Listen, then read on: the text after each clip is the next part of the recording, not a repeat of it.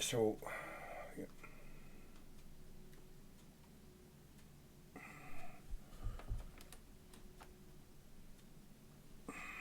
so,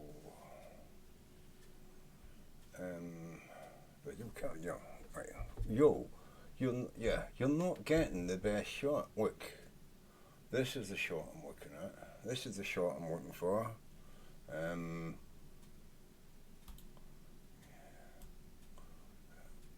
oh my god, right, okay. So, this is what I'm eating today. Ooh, look at that. People asking, what is it? Well, under under all these greens here, we have two sea bass. This is like a sea bass. I think it's pretty well cooked on the other side, but I have splashed a lot of salt so that the crispy skin has become non-crispy. Lovely. Mm.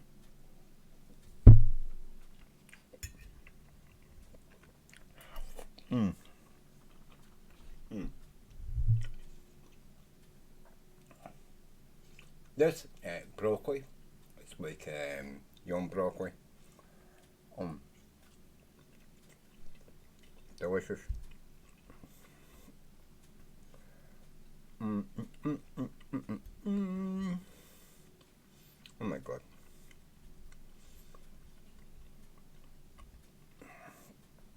Um, Beautiful white flesh of fish. Don't know, can you hear it? Can you focus down on that? Anyway, mm, green beans, green peas, garden peas. Mm, totally fresh, uncut, um, garden fucking tomatoes. Basically, yeah, just straight off the vine. Mm, mm.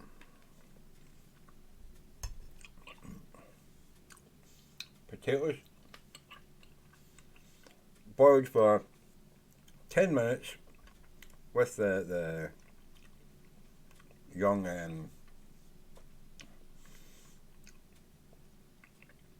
do you call it? God, I'm pretty drunk. I did this drunk. I prepared the meal with this drunk. Anyway, you got broccoli, young broccoli, and obviously these potatoes were a bit too large for just cooking with the broccoli in 10 minutes, 15 minutes. So I sliced them up. Mm-mm. Oh, delicious, soft. Hmm, fucking soft. Fluffy, buttery potato. Cause I make you some butter over in the end. Oh, delicious. So there we are, guys. Even you don't have a good woman about the house, you can definitely cook a good meal. Mm. By yourself, for yourself, or even for a guest. Invite someone round and share a meal like this with them. Mm.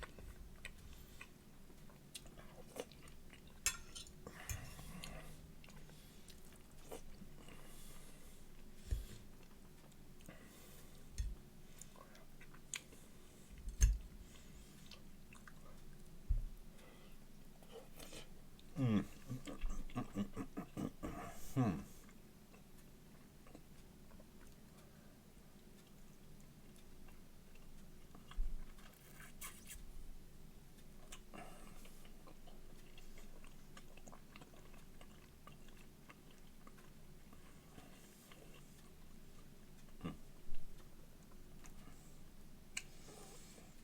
Yeah, so as I say, there's no need for you to be living on pizzas and all that kind of shit. You can cook really, really good food in your own fucking pantry, you know what I mean, in your own kitchen. If you've got two burners, that's all you need. A frying pan and a boiling pan. Make sure if you're frying something, if you're frying a piece of fish or something, make sure that your potatoes and your greens, put them on like 10 15 minutes before you start cooking your meat or fish, right? Because meat and fish only take like, if it's thin enough sliced, you know what I mean? I mean, a fish like that took 5 minutes to cook, 2.5 minutes per side. maybe an extra 30 seconds on the skin side to try and crisp it up, but then I did the wrong thing. I put sauce on it. I put a mixture of soy sauce, Tabasco, and olive oil, salt and pepper, and some wine vinegar mixed together. I put that on, and after I'd crisped up all the fish skin, and then the fish skin just went soft, you know. But the fish skin was cooked, and it didn't have any scales in it. It was just fish skin with the layer of fish fat under it, which is what you want to retain if you're eating fish. You don't want to just scrape the flesh off, right? You want that layer of fat that's between the flesh and the skin. So yeah, you crisp the skin up, don't burn it, getting it brown or dark brown, nice, don't get it black. If you get it black, you're right too far, right? I look at the skin I've got here. It's a bit gelatinous now because it's very soft, but that is a very well cooked fish, and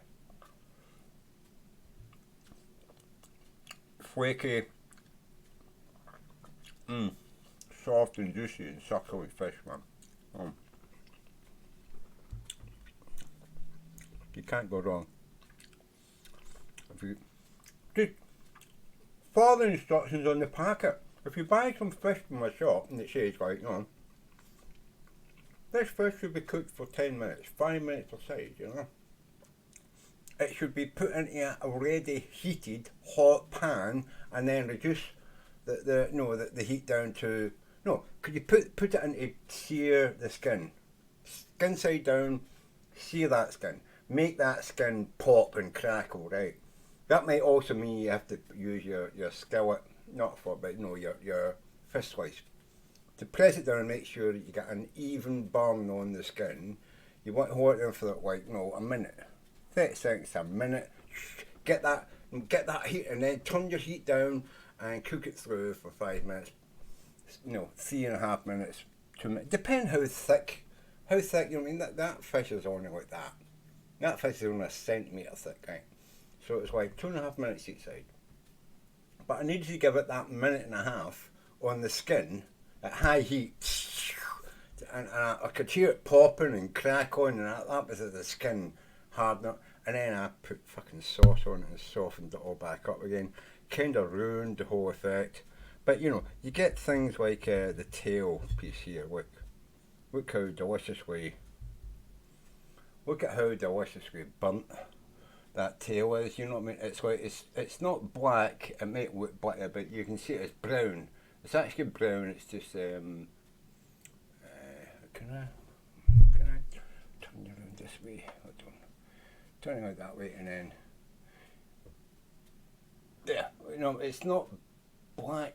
It's dark brown. It's well cooked and crispy and.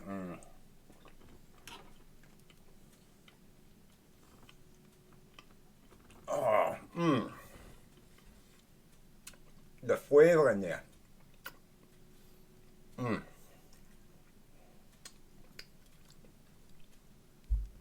Absolutely fucking wonderful, fantastic. And these young broccoli stems, they take like 7-8 minutes to boil, maybe 10. You stick in some inch cut potatoes.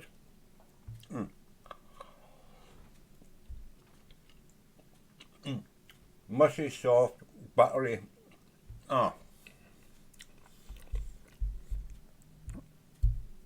Some fresh, off the vine fucking tomatoes, right? Haven't cooked them. I just threw them in after I was cooked and put in the plate. I just put pure raw, cherry tomatoes and the warmth of the food on the plate warms them up. Doesn't cook them, but it warms them, and the sweetness and Mm. Mm. And to be honest with you, these garden peas, tinned fucking garden peas, man. Mmm. Microwave for 1.5 minutes. Mm. On full power. 800 watt. Microwave. 1.5 minutes. You might find that difficult to do. What you do is you put it on in like 3 minutes, and then you've got to watch your fucking timer come down. When it gets to the 1.5 minute, you push the fucking button to open the door and stop it, you know. Do not fucking try and set for 1.5 minutes and think it, because it will get to like a minute and then it will go ping, you know, and it's only cooked it for 30 seconds. Not enough. You want these to be warmed up, beautiful, delicious, and you know, so you've got to time all that as well, you know. So that all the food is warm on the plate at the same time. Apart from the raw tomatoes, obviously, you throw them on at the last minute. And by the time you get and sit down, all the other warm stuff is heated them up. But not cooked them, just warmed them up. Anyway. Mm.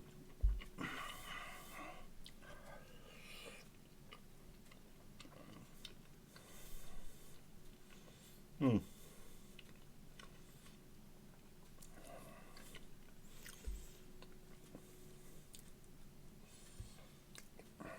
Delicious.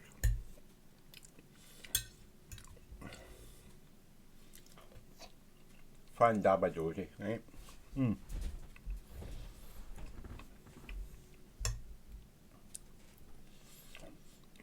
Oh my god.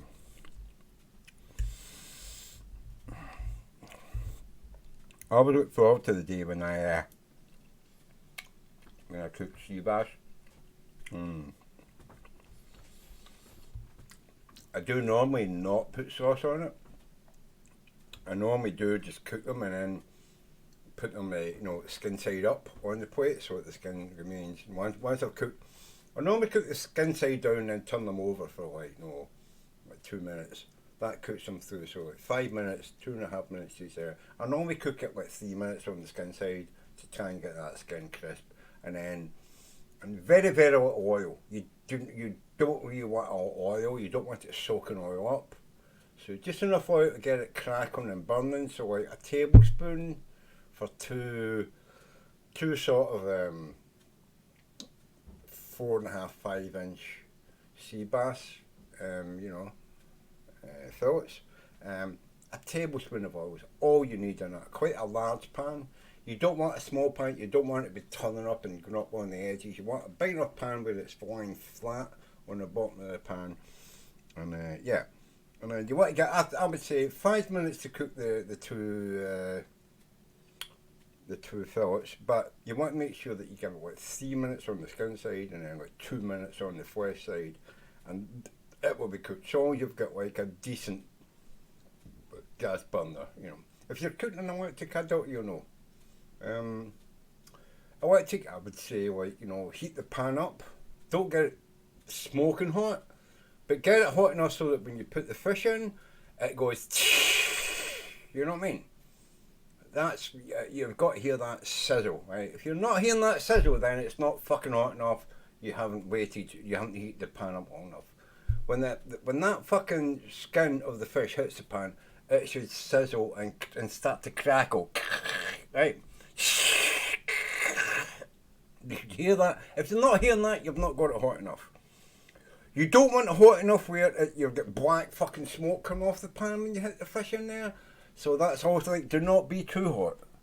Do not be so hot that when you put your fish in, you see black carbon smoke rising off the pan. You're too fucking hot then. You've burnt the fish skin. You know what I mean? You've fucked it up, right? But you do want to have that and the crackle when the fat starts to pop under the skin. And also what I would say before you put your fish in the pan, take a little bit of kitchen towel and just dab it. Just dab the outside of your fish and make sure that it's dry and it's not soaping wet, and you're not just hearing the liquid that would be outside the fish. Maybe it's been frozen or it's been chilled, and you know you're bringing it in a warm environment, and it's got beads of liquid on it. No, you just want to dab that liquid off and just put the fish in, you know, the way it is, you know. And that's a huge bonus as well. Then you know whether the fish is cooking or whether it's just moisture being fried off, you know what I mean? Anyway.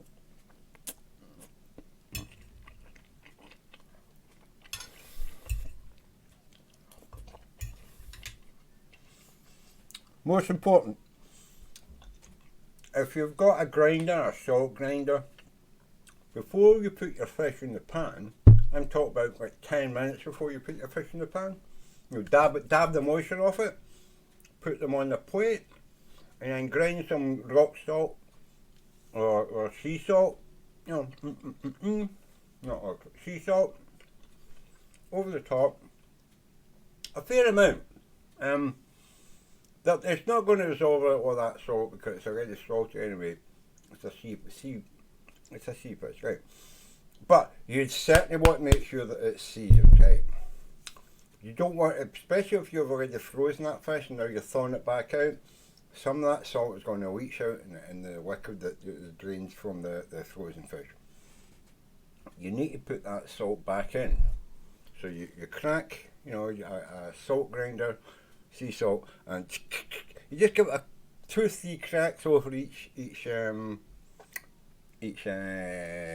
fillet, because you want it to absorb some of that salt back in, otherwise it's going to taste bland and no flavour, right?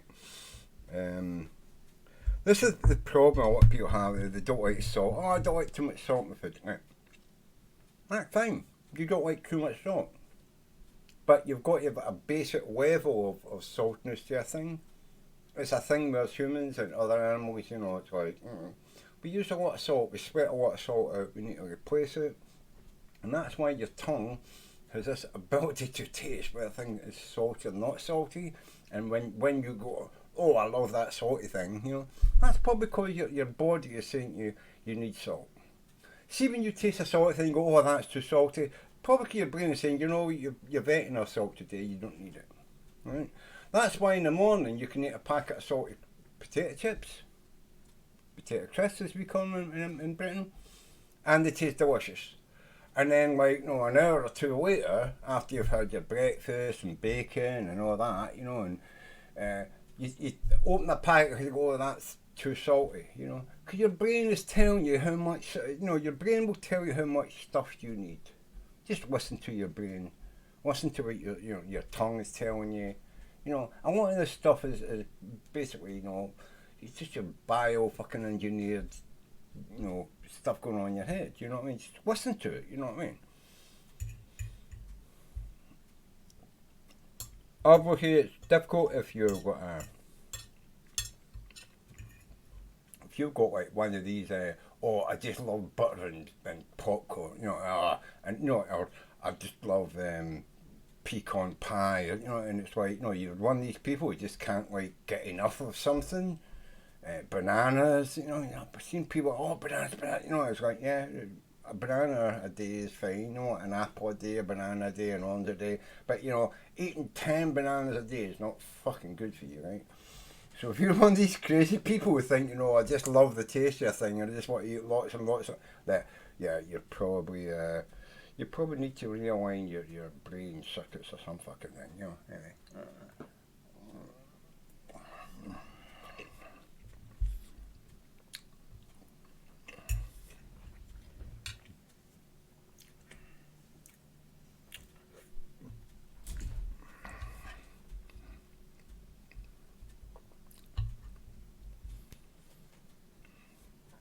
But I find that normal people can pretty much have a little bit of this, a little bit of that, and the brain will tell them when they've had a little bit too much. Or you know, your brain will tell you you need a little bit more, you know. Oh, I dropped that. Oh, delicious, lovely bit of fish.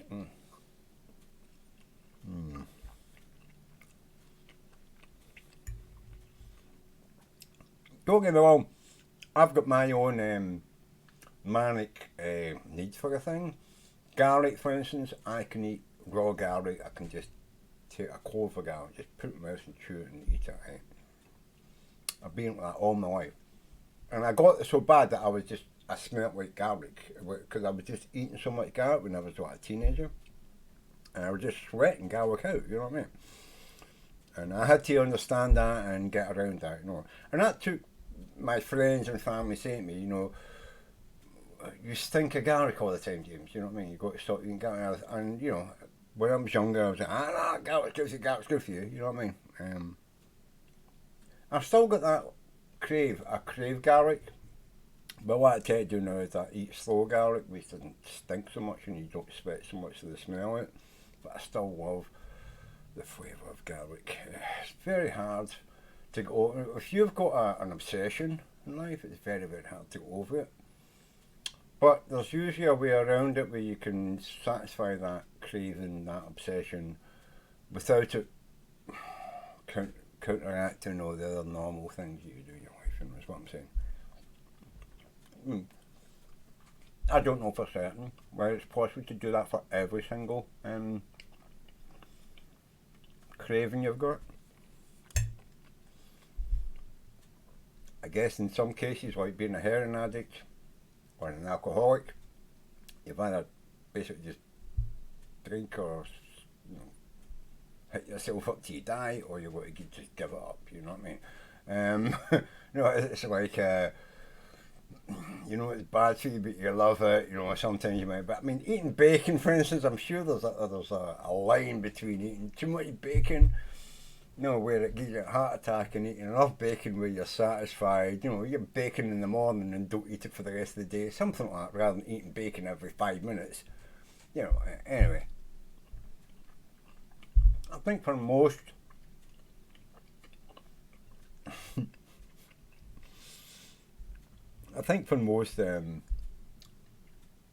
obsessions, there's a line, a path, a way through not being so obsessed that it destroys your life, or, you know, interferes with your social interactions, you know what I mean?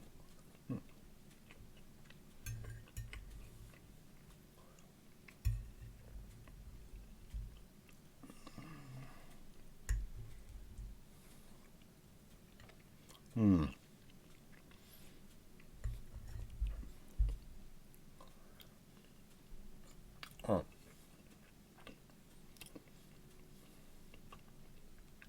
I am fucking so glad that I decided to eat this fish today. I was going to have another steak today. I've got don't know what kind of steak it is. I think it's a 36-day.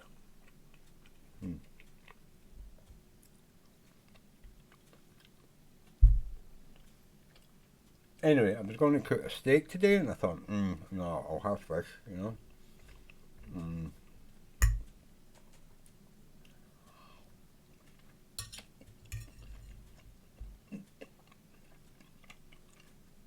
I am so glad I chose fish.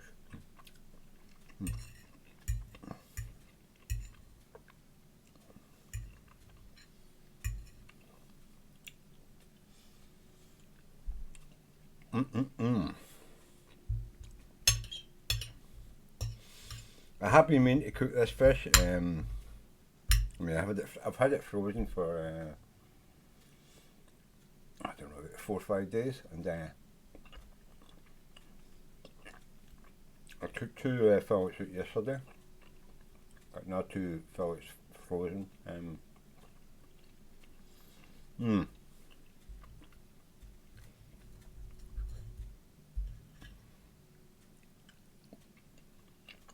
The thing is, the steak I've got is not frozen. I don't like to freeze steak. It kind of messes with the proteins and how they react in the frying pan. I don't like to freeze beef.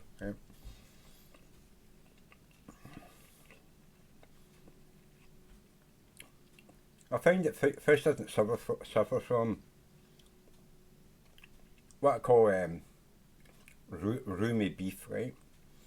When you freeze beef and then you defrost it, not only you're losing liquid, you know, because you freeze it, some of the water inside the beef beef cells freezes, and then when you defrost it, those crystals inside the beef cells, they melt, and they bring out some of the oils. So they take some of the oils and nutrients and the flavour from the beef. So frozen beef to me never tastes the same. What I find with fish is you don't get that because they're not a high fibre, high fat content meat. You know. What I do find with fish is you will lose things like the saltiness. This is why I don't like fresh fish, freshwater fish. There's no fucking flavour to them, right? The taste of mud, and once you wash that muddy taste out of them, there's no flavour to them, right? You've got to make sauces and put flavour into them that wasn't there in the first fucking place, right? Whereas we saltwater fish, they have flavour, and what your objective is when keeping them for a period of time is to capture that flavour in the fucking flesh, or replace it if you've frozen, for instance, and you thaw them out. You will lose the salt from them. It will escape through the melting crystals that come to the like as I say in beef. You lose the beef fucking flavour when you freeze and unfreeze beef. You fucking lose it, right? I don't care what anybody says about it. No, it's different when you've already chopped it up and it's in a fucking pot, right? So the steam comes off, you're leaving the in fact, it can often become better if it's already in a pot. But if you take a slab of fucking a beef steak, you freeze it, you take it out of the packet, you know what I mean? And you pour the fucking liquid off that's from defrosting it, that's flavour that's going down the fucking drain. But how do you put that back into the fucking beef? Well, you can crack fucking salt and pepper over it, you can put your fucking your barbecue fucking sauce on it, but basically all you're doing is adding all the stuff you'd have done to that beef if that beef had never been frozen. And that frozen beef is never going to taste as good as fresh beef you haven't frozen. Never, ever. It's just not going to fucking happen, you know what I mean? Anyway. And that's also why I don't like all that frozen fucking shit. What I like is dry cured. Bacon, for instance. Who the fuck likes bacon that's been fucking frozen and pumped full of fucking salty fucking brine in order to give it some kind of flavour, and then you put it in the pan and it shrinks from that size to that size and it tastes like shit, you know what I mean? Whereas you get dry cured bacon, it's that size when you put it in the pan, it's that size when you eat it, so it's shrank like fucking, 3 or 4 millimetres or some fucking thing, and it tastes like bacon. It doesn't taste like fish. You put any kind of normal cheap bacon in a fucking frying pan today, it goes sizzle, sizzle, sizzle, steam, steam, steam, it shrinks fucking half the size and it tastes like fish. Why does it taste like fish? Why is my bacon tasting like fucking surf and turf? You know what I mean? It's supposed to be bacon. It's supposed to be salty and meaty. It's not supposed to taste like fish. The only thing I can come up with is, yeah, they're not feeding fucking bacon anymore. No, all that fucking feed, because they're keeping them in big fucking pens now. They're not letting them run about and through the fucking woods and eat fucking hazelnuts and all that shit. You know what I mean? No, they're fucking feeding them fish. They catch all these tiny wee fish, they scoop them up. The whole fucking ocean, we're just emptying the fucking shit. We're grinding all that crap up. And what they can't fucking make into fucking fertiliser and sell to the farmers to grow fucking corn. You know what I mean? Which is another thing, we just put fucking corn syrup in every fucking thing to make up the fat. Then we're putting the rest of that shit into fucking feed for fucking pigs. And our pigs are eating fish. What's in fish? Salt. So fishy, salty fucking shit, they're eating that. And instead of tasting like, nice winter chestnuts and fucking, what is it? You send pigs out to fucking, the fungus fucking thing. Anyway, mushrooms and all that, right? Instead of tasting good with that, no, the taste of fucking fish. I put bacon in my frying pan in the morning, and it's like, I'm eating my egg, and it's like, yeah, egg. I'm eating my sausage, it's like, yeah, that's a good sausage, that's a bad sausage. Then I eat my bacon, it's like, fish. Fishy fucking bacon. Cheap fucking fishy bacon. Fucking fed up, sick of fucking cheap, salty fucking fish flavoured fucking bacon. I'm done with it, man. You know what I mean? Yeah, bacon's supposed to be salty. Yeah, but it's not supposed to taste of fucking fish.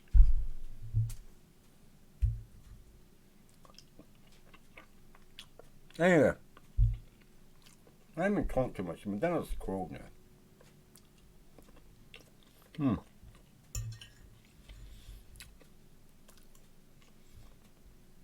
So that's it for this video. Sound you fucking bad motherfuckers. And yeah. Stop feeding my pigs fucking fish meal. What the fuck? It's supposed to be pigs. Feed them mushrooms and fucking, I don't know, that fucking stuff. They put out, no, the expensive fucking stuff, you know, that only pigs and dogs apparently can find properly. With their nose, because their noses are so much better. Anyway.